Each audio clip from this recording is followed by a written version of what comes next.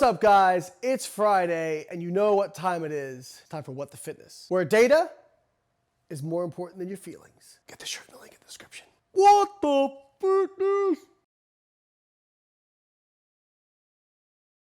This week, we have one of our favorites back. Actually, kind of two of my favorites. I'm already looking at a reel of Dave Aspray, so you know it's gonna be good. And he is on the school of lack of greatness. I don't have anything personal against Lewis. I actually read his book years ago and thought it was pretty good. But man, he really put some people on his show with regards to nutrition who have no idea what they're talking about. Oh well, another one bites the dust. Don't eat fried stuff. And here's why.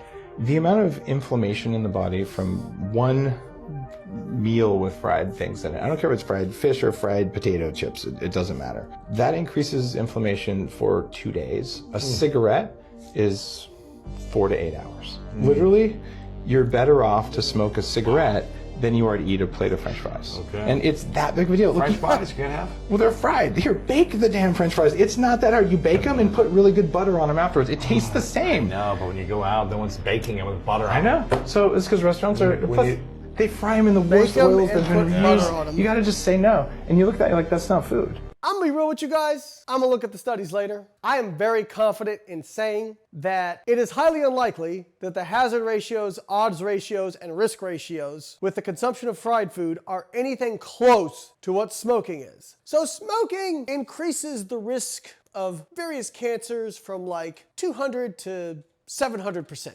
Quite a bit. Obesity increases the risk by about 100 to 400%, and we can't even tie obesity to all fried foods. Now, fried foods certainly contribute because they're high in fat, high in calories. Interestingly, the foods he just talked about, French fries, are probably what he would consider a carb food, but in actuality have just as many calories from fat, most French fries, as carbohydrate. Then, ironically, he talks about how you'd be better off baking them and putting butter on them. So you're baking something and you're gonna bake it, and now you're gonna put butter on it. Dave, do you think that saturated fat has a positive effect on inflammation? Because I'm quite sure it doesn't. Now, I'm not advocating for the consumption of fried food. Limiting fried food is a great idea because it's calorie dense. Is it possible it has a greater effect on inflammation than the same food that's not fried? Possibly. When you heat oils at high temperature, you can get some oxidation, that sort of thing, but it is not doing anything close to what he's saying it does. And him trying to compare it to smoking is just insane.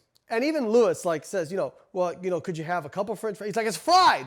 It's not a black and white thing. It's not like you just have one French fry and now you're dead within 15 minutes. That's not how it works. The dosage makes the poison. I'm not advocating for the consumption of fried foods. I'm advocating for us to be intellectually honest about what causes disease and how much of a risk factor it is. No, fried foods do not have the same risk factor as smoking. And as per usual, if we try to go and find the citations that Dave didn't make any citations. Maybe he's actually learned his lesson from the last couple times. He's stupidly made citations in videos, and I've gone and looked the citations up, and not only did they not say what he claimed, a couple of them actually showed the exact opposite of what he claimed.